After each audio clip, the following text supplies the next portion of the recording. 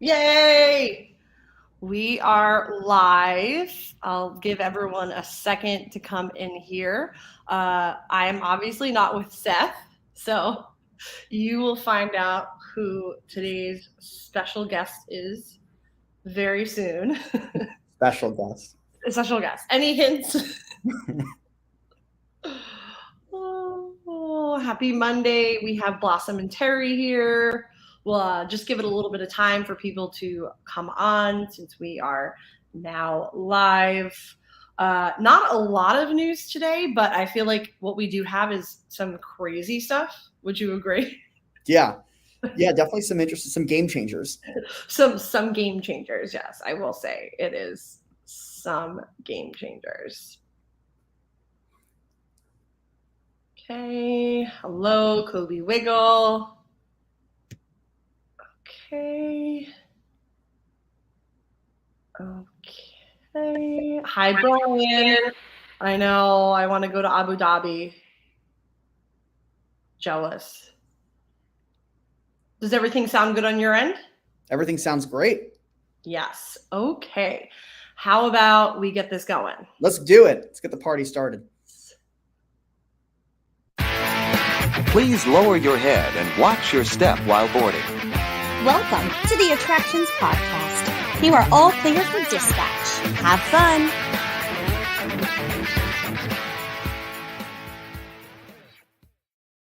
To episode 192 of the Attractions Podcast, sponsored by MEI and MEI-Travel. I am Carly. I'm Adam. Hi, everybody. Yes. So this is not Theron. This is not Seth. This is a very, very special guest co-host today. It is Adam Wortzel, my beloved spouse. Beloved spouse. I do. That was very Wheel of Fortune. I know, that was very nice. I'm married to my lovely wife, Carly, yes. who yes. hosts the Attractions Podcast. So thank you for coming on. As I think many of you have been following along, Seth and Theron are in the UAE, actually in Abu Dhabi, checking out the brand new SeaWorld that's there. I think they also went to Warner Brothers Park. I know they've been posting a ton of content. Have you seen any of it? Yeah, I mean, I'm jealous. I'm jealous. I know Abu Dhabi's on your list, and it's definitely on mine. Yes, I know. I want to go, but it's just so far. So you'd go. You just went to Finland. You would go in a heartbeat. That is true. Someone asked if we were just technically going to Abu Dhabi. That's how. Yes. Someone asked if we were in the same house. No, I'm working from home. My husband works in television, so he is out of a studio. So we are not in like separate rooms, fake signing in. We are in different spots. Hear me? Can you hear me? No. But so glad so many of you could join us. I will share, we did do a little theme park adventure this weekend. Do you want to talk about it? It was a lot of fun. Carowinds, which is the only theme park in the world to be on a state line. You can literally stand in North Carolina and South Carolina. Invited us to stay at their cabins, and it was Camp Wilderness. Yes, very cool. So if you weren't familiar, I mean, I honestly didn't know a ton about it. Camp Wilderness has been at Caravans. It's a really well-known RV park in the Charlotte area. So even if you aren't going to the theme park, it is known for having a great setup for that. But they have these little kind of tiny house cabins. I'm going to call it glamping because it might not be considered camping, but for our purposes, it was. And they were just recently redone. So they're super modern furnishings. What is it, like woodsy chic? Yeah, I mean, camping doesn't usually have a Roku TV, so it definitely wasn't camping. But it was fun. It was really nice, and obviously a hop, skip, and a jump away from the park, and the free transportation. I mean, that really sealed the deal as really good. Right. I definitely highly recommend it. We had done it one other time at Holiday World, where we stayed in their little cabins, and it was pretty similar, I would say. Yeah, honestly, I think this was a little newer. Probably. But yeah, really cool. Just to be able to, I mean, we live in the city, so you don't really get that kind of outdoorsy without the bugs coming into you. Right. No, yeah, Which I know there you were love. no bugs. No bugs. Yes, it was really nice. Highly recommend. Carowinds is awesome. It's in the middle of their 50th anniversary celebration, so definitely check it out. And this week we are headed to Universal Studios Hollywood.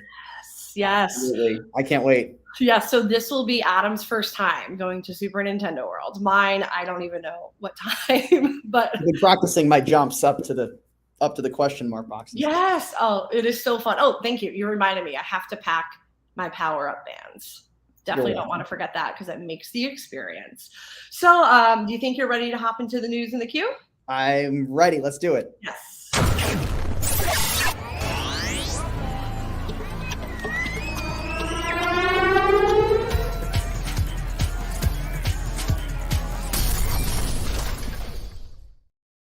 Okay, so I promised you not a lot of news, but the ones that we have are big doozies, we will say. The first one is Disney has officially canceled their $1 billion Lake Nona campus project. So I'm sure everyone's been following along. This has been highly talked about, controversial, if you'll say. Cast members who work in Disney Parks Experiences and Products Division received the email from Josh D'Amaro, the DPEP chairman, and they announced that they will not be moving forward with the planned relocation to Lake Nona, Florida. So this meant this was the relocation for cast members, West Coast, California based, to relocate to Florida. We do know that some people have already relocated. So that is kind of a big shocker because it was already, we had a lot of people huffing and puffing about that change. But now that project is officially dead. Josh is speaking at a conference this morning, and he said that the announcement is purely business, has nothing to do with anything going on in Florida. It is just merely changing business conditions. So thinking of all the people that already relocated, because, we've done the move from East Coast to West Coast. It is not easy, I guess I'll say. No.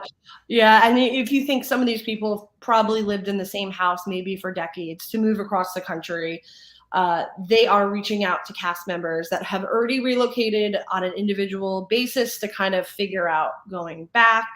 But for now, that project is dead. Were you surprised? Yes and no. I mean, it's a lot of people have already moved there. I think, look, you mentioned people that have these rent controlled apartments. For years and years. I have a friend that's lives in Santa Monica and pays like $1,500 a month. It's unheard of. You're not going to get that again if you go back. So I know obviously Disney, out of all companies, is a company that can pull some strings. And I did think that it was nice that they did mention that those families and individuals that have already moved, they will hopefully help them out. Yes, it was definitely, a whopper of news. So California cast members will be preserved out there. We'll keep you posted if there's anything new, but probably it'll just be it'll be done purely business. As we know, Disney makes those decisions from a business standpoint. So not really a surprise there. Happier news in Orlando. Universal Orlando Resort has revealed all new details about Minion Land, which will be opening this summer at Universal Studios Florida Park. We don't know when this summer, but this summer. If you have been following along, we've kind of shared construction updates because the land has gone up very, very quickly. This is exciting. And let's just say it looks a little bit better than the one out on the West Coast. This is really, really cool. My first thought when we were at Universal together last time, I was like, oh my gosh, like it's already there. Because I remember it was a very short amount of time between when the Shrek 4D sign was up and then all of a sudden it's like, VillainCon? What is going on here? I know you love the grilled cheese and the mac and cheese. You love the food. So I want to get your take on the food that's coming to Orlando. Yes. So they don't have the ramen, which I was a little bummed to see, but they do have a new Minion Cafe. So there is a Minion Cafe in Universal Studios Hollywood, which is really awesome. It's one of my favorite quick service locations there. And the one in Orlando is going to be like souped up to the next level. a lot of options. The one in Hollywood's just kind of like a one small quick service location with, just a set menu item. It's like a grilled cheese with banana peanut butter, which I love. This new one in Orlando is going to be themed to fan favorite minions, Kevin, Stuart, Bob, and Otto. And it's kind of going to be divided up into a few areas. There's the kitchen where guests will see the equipment the minions use to make the menu items. There's the break room. So this is basically like you're going to be going into the Minions break room. So I think that's super cute. And then there's a dining room where you're going to be able to eat and kind of be surrounded by all the artwork. So this version of Minion Cafe is going to have 20 items inspired by the characters. And we already kind of got a glimpse into some of the things to expect. It's very, I guess I would say, diverse. There is despicable bowls like Otto's noodle bowl, Agnes's honeymoon soup, Carl's vegan crispy cauliflower. A lot of attention got this steak and cheese rice sandwich. That looks good. Yes, the Bob's teddy bear chocolate cream puff. Did you see that? How cute it looked? I did. And the first thing I saw, because I know this is going to be a stand where you can also get drinks, but the banana popcorn. I feel like that's going to be something, because I know you, obviously we're married. Right. This is going to be one of those things that you're going to be like, I have to try this. I have to try this. And you're going to take one bite and you're going to love it or hate it. Yes, definitely probably going to be a 50-50 split. I did like the popcorn at Galaxy's Edge at Disneyland. They did, I think it was like banana and chocolate mixed popcorn, but I think it worked because it had the chocolate too. I'm not sure about straight up banana flavor. There was one other thing on the kids menu. There was this little mini boss mega melt, which I'm not sure if you saw the photo of, but a lot of people were trying to figure out, there was these little minions cutouts and people were saying they look like chicken nuggets. But to me, do you know the Gators Dockside smiley fries? I do. Really nice plug for Gators Dockside, yes, which can be a sponsor if you're interested. Yes. So to me, they look like tots. So I don't think they're chicken nuggets. Also, we saw a massive pink cupcake has been erected on the top of one of the roofs. And this is going to be a split retail location and bakery where you can find Minions themed treats, cupcakes, macaroons, s'mores. So at California, they do some really good desserts there. Have you had the Nutella Minions, like banana pudding Nutella thing? I've not had that. Okay, it's amazing. They didn't announce it yet for East Coast, but we'll see. Pop-Banana is, of course, where you can get the banana-flavored popcorn. And they also said they're going to be having, so all those cute popcorn buckets we see Universal Studios Hollywood gets, we're going to be getting them too, including the Minion selfie one, which is really cute because it's a Minion with a selfie stick. And then there is going to be Freeze Ray Pops, which they are saying are colorful popsicles inspired by Gru, the Minions, and Vector. That sounds to me like the Secret Life of Pet Pops. Yes, the ones that at the end of the attraction, there's one that's like the vanilla fudge. That's the one that I love. Yes. It's funny because when I first, so going back to you, there's the kitchen, there's the break room, there's the dining room, there's all these areas of the Minions Cafe. I was getting Avengers Campus Disneyland Paris vibes, because remember when we ate there and we had that pizza that we loved, and you're just sitting in the middle of Agent Carter's break room. Could be similar. That's a good point. Yeah, because it seems like it's going to be like a multi-room dining room of some sorts. I mean, the space is pretty big. If you're familiar, obviously, with Monsters Cafe, that is where that whole building is taking over. So I don't know. I'm excited. I think there's so many good, for me, Universal Orlando, I like the sit-down restaurants. So I think I'm excited to have some options when it comes to more quick service. Yeah, I feel the exact same way. I know you're a Confisco girl. Yes, I am a Confisco girl. So it'll be nice to have maybe some, inspired bites that are a little bit more, I don't know, gourmet, but just exciting and different. Pizza hits good, but this will be fun to have some Minion stuff. And then along with the announcement, we finally got new details on VillainCon Minion Blast, which is going to be the new attraction. It'll be the land's signature attraction. And this is kind of taking over where Despicable Me Mayhem already is. So the new signature attraction is going to be kind of a never before done walkthrough. So this is different. So when this was first announced, people weren't sure if you'd be on like some sort of like conveyor belt. What were you sitting in? This is actually going to be a walkthrough attraction where you are basically heading to VillainCon, which is the world's largest convention for villains, conveniently taking place in Orlando. And in attendance are the super villains from Minions: The Rise of Gru, and they are trying to find the newest member. So basically, this ride will be us doing our job interview, and we are going to be using what they are calling Eliminator X Blasters. That's a lot. Say that 5 times fast. Yes. So you'll be on a moving walkway. So imagine like a slow moving airport walkway, and you will try to earn as many points as possible with the goal of impressing the members of Vicious Six. So this sounds really cool. Yeah, it's I'm getting like vibes of like if the end of Space Mountain was a full ride. Yes. And as you're going through, you've got to shoot. It sounds really, really cool. It sounds like a combo of like obviously Men in Black is old at this point. We love it. It's a fan favorite. But for the people that might not enjoy like the constant spinning, right, here's an option to kind of have that experience. Well, and then some. I fully expect piped in smell of bananas at some point. Oh, there has to be. There better be, or we're going to be upset. This is really cool. Another major win for it is, a lot of attractions at Universal have a minimum height requirement. This, they have called it, anyone can apply for the job, meaning as long as your kid can stand independently, they can go on it.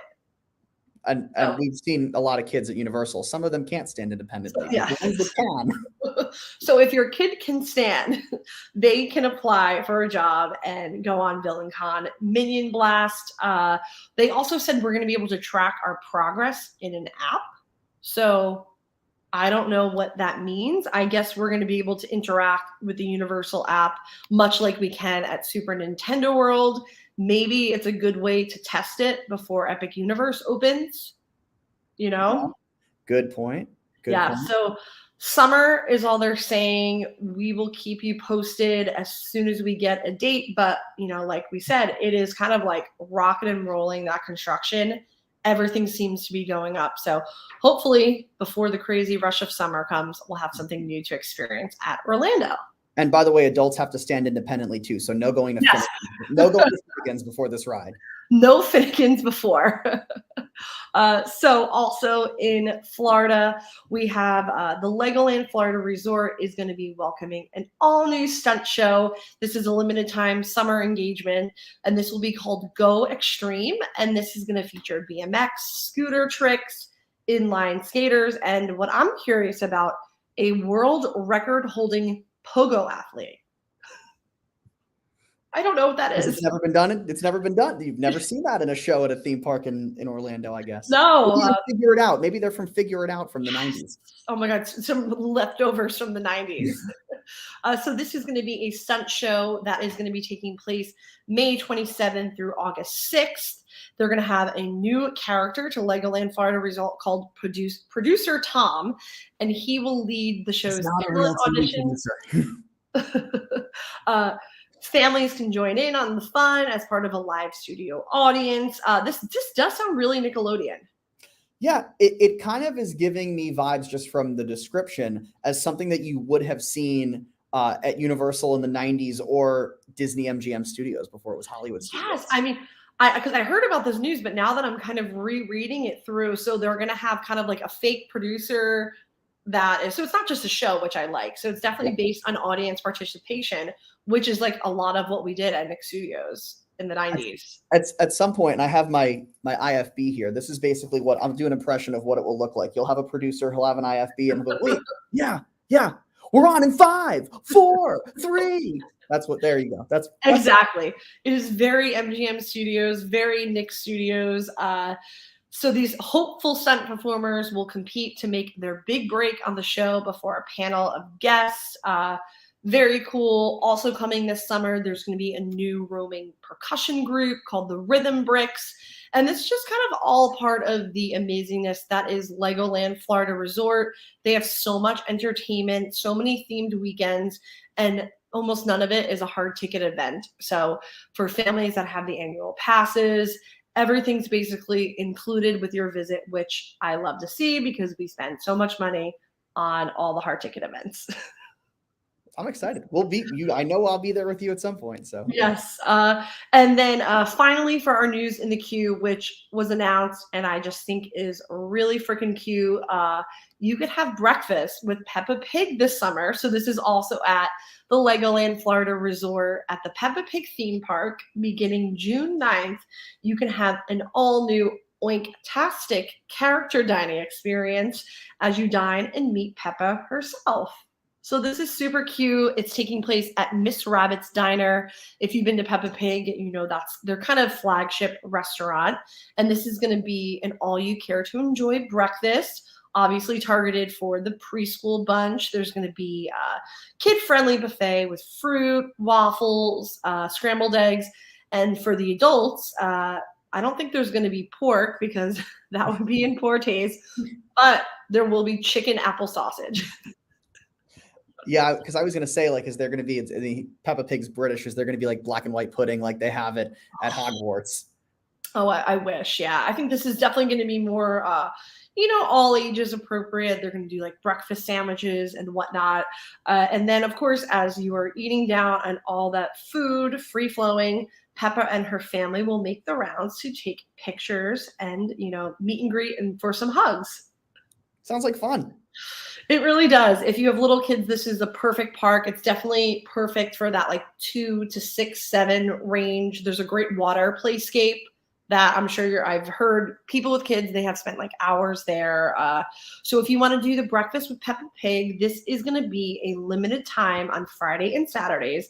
And the cool part is you get exclusive early ride time on a Daddy Pig's roller coaster, which is like the main family-friendly roller coaster, and Grampy Rabbit's dinosaur adventure. And the bear ride at Dollywood, that is like this, but you're on the back. Yes, you're on the back of a dinosaur. I totally did that when I went to Peppa Pig. And this is all before the park opens. So if you kind of want to beat the summer heat, it gets so hot, in that part of Florida during the summer.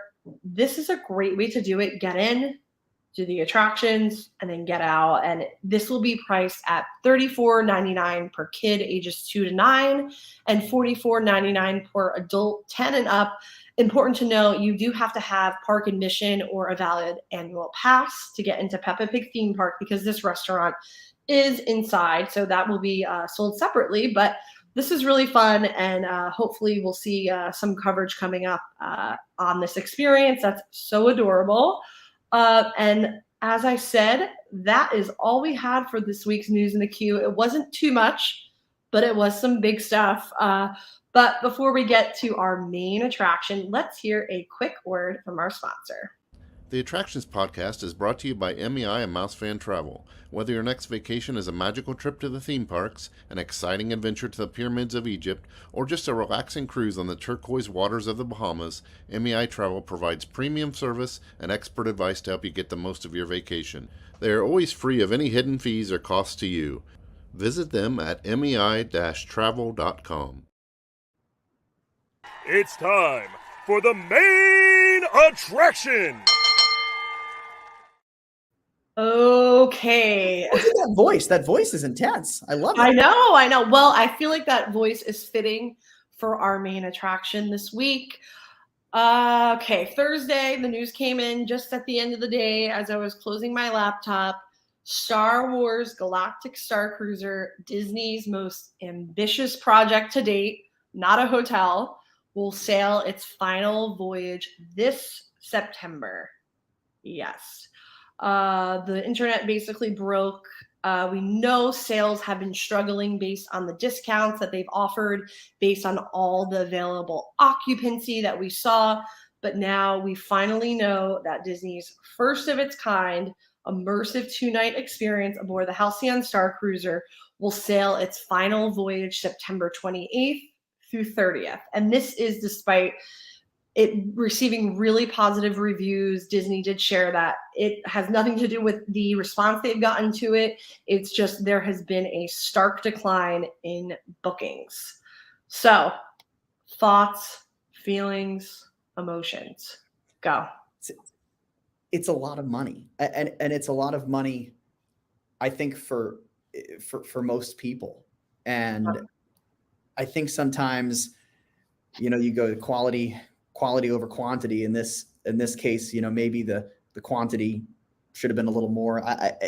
It's tough. It really is tough. This isn't the first time we've seen Disney come up with something really grandiose and then it's closed quickly. What was the thing where you went to Disney to learn and take classes? Yeah, Disney Institute. Right. Yeah, that's a great example. Yeah. And I think that my initial hope, because I really want to go, and I'm looking at the comments. Osvaldo Skywalker was asking the question why. I don't know if we necessarily know why the Starcruiser closed. There's no real specific answer in the press release that they gave, but decline in sales plus, again, just not enough people going on. I can go to Europe. I go to Europe. Yeah. I go to Italy. I can do a lot of stuff for that money. I think that's just nail on head. You and I obviously love to travel and we don't mind spending money on travel. The kind of general consensus when I've talked to a lot of people in our similar position that love traveling is you instantly go to, but what else can I do with this money? I saw someone post that they went to Tokyo for 2 weeks, did Tokyo Disney, traveled all around, and it was like half the price of what this 2-night voyage is. And it is a bummer because it is just, it's such high operating costs. There are only 100 rooms. So that's not the operation cost to have this many live actors. And then you're having these voyages with maybe a couple dozen of these rooms booked. There was no way to keep this going really any longer. It's sad because I love immersive theater, but I just couldn't justify the cost of doing this. And it probably also has to do with I'm not a huge Star Wars fan. I love theater. I love immersive theater. Not a huge Star Wars fan. I feel like it was such a niche thing. It's a bummer because I guess you have to try things. It's good that Disney tries. This was, a lot for them to admit that this didn't work out. Yeah. Yeah. And I think that we went on the Disney Wish. So we got to have dinner, in Ant-Man's, dining room, and we saw all of that. I mean, that's really, really cool. And it's really, really immersive, but do people want to do that for that long period of time? And also you have to think about the actors. I mean, think about how difficult, because there was a few people that kind of went public and said, hey, I'm not doing this anymore. I quit. This was my dream job 6 months ago. And now I quit. And this is the reason why I quit. Absolutely. I mean, to be paid that wage and have to be on for 2 days, because even when you go home, you're thinking, okay, Adam is on this voyage and we just had this great moment. And you're kind of in that cycle for a 48-hour period. It's very taxing on the performer. And, we've seen pictures of the hotel. It's not really much. You're not going on. It's not like a Four Seasons where you're going to, I'm enjoying the pool. There is no pool. You are going to interact with these performers and kind of the weight of the burden has gone on them. But to your point with the Disney Wish, I'm so glad you brought that up. It is much different to pay for an experience that's 2 hours. From a consumer standpoint, many Disney fans can chalk up a couple $100. We do hoop-de-doo. Right. Obviously cheaper. But, you're coughing up a little bit larger amount of money up front, but you're having a limited time, immersive, theatrical experience. When Star Wars Galaxy's Edge was announced, they were kind of promising that a dinner supper club show was going to be part of Galaxy's Edge.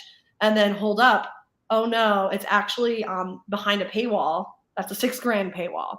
So I know a lot of people were kind of upset about that. Why are all these experiences that were promised for Galaxy's Edge now hidden behind something that most people can't afford?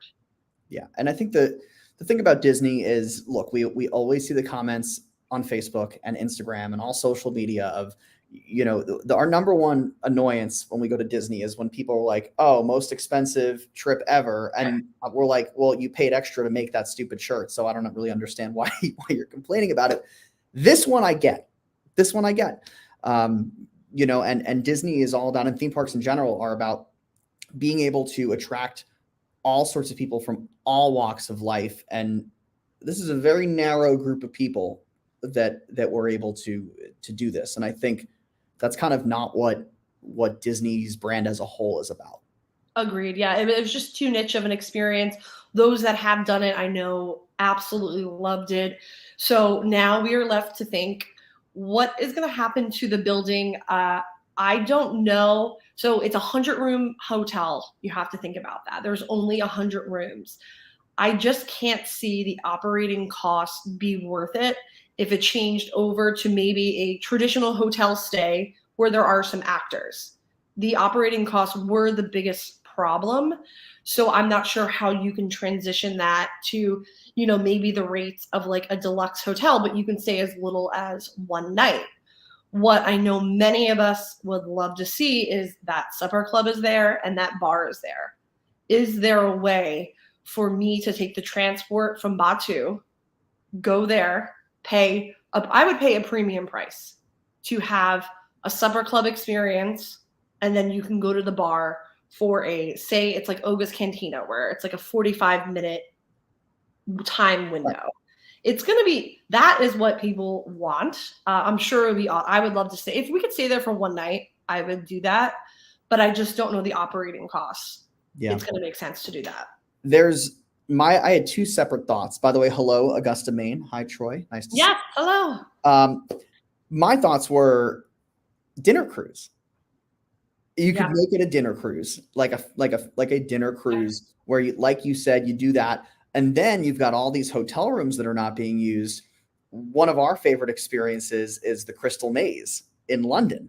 And the Crystal Maze, if everybody at home doesn't know, is a very famous British game show that they took and basically created the ultimate escape room, where there's there must be like 50, 60 doors, and you walk in, you don't know how to play the game. You just got to figure it out for yourself. With all these little rooms, they could make the ultimate Star Wars escape room, and you could have two separate experiences: a dinner cruise or an escape room.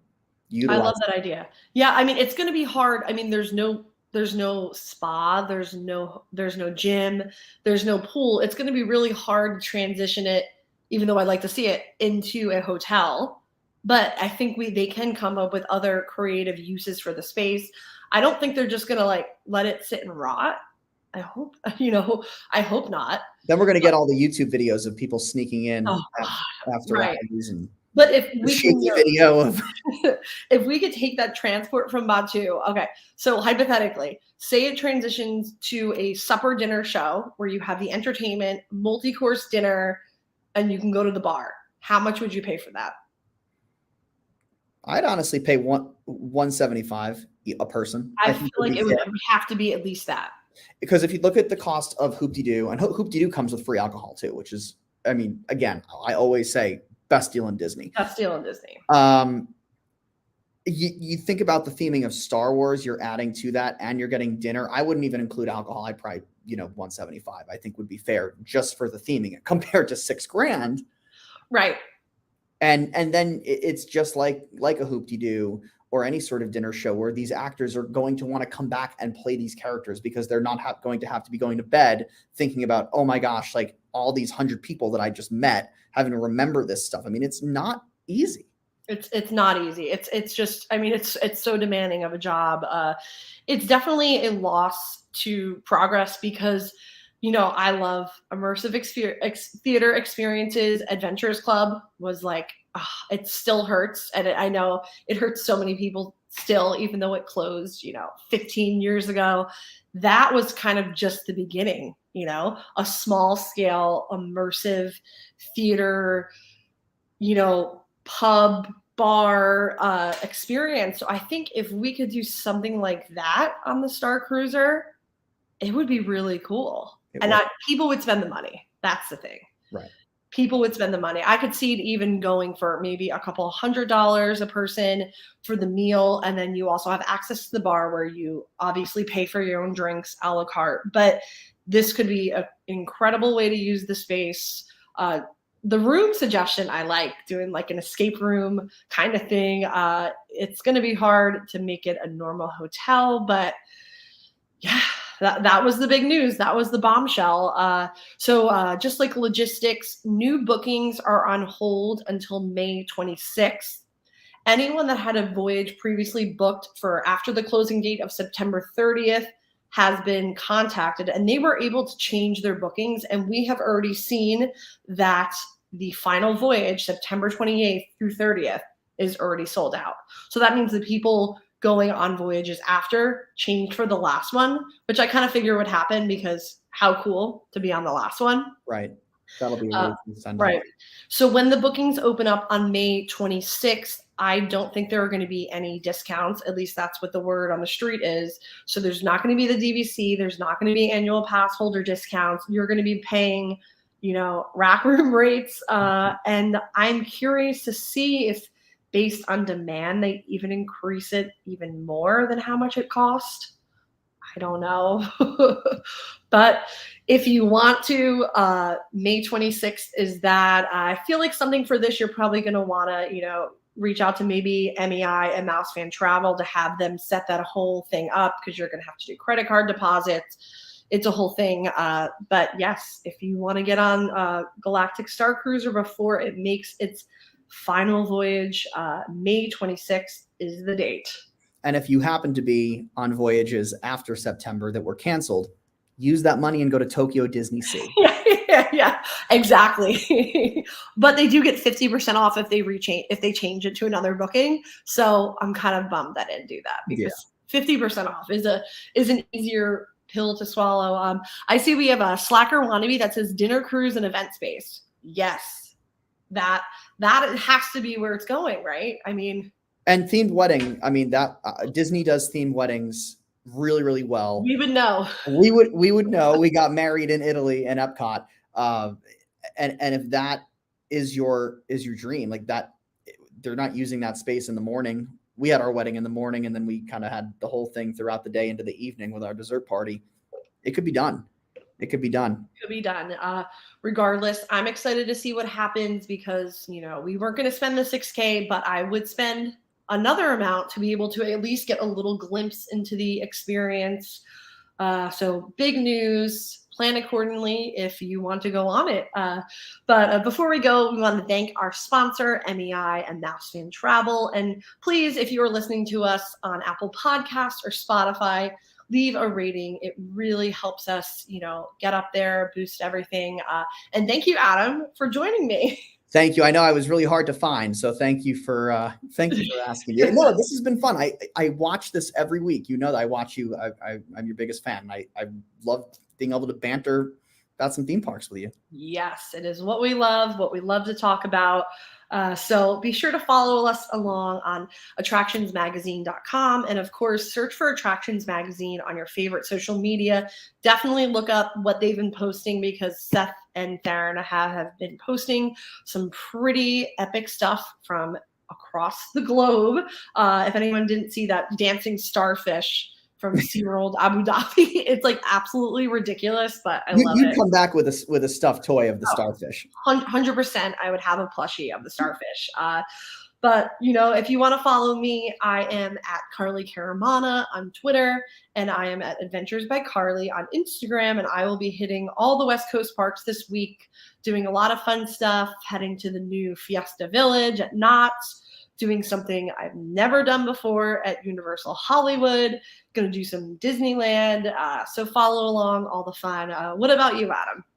Well, you can follow me right there at Adam Wartsell on all platforms. Look for me. I'm on a TV show called Nashville Insider that airs across the country, so you can check your local listings at nashvilleinsider.tv, and look for me tagged on all of Carly's posts. Yes. When I'm there. I'm excited to be in LA with you. Yes, I'm so excited for your baby's first Super Nintendo World. I'm so excited. And until next week, I hope everyone stays safe out there, tries something new, but most importantly, have fun. And we'll see you next week. Bye, all. Thank you.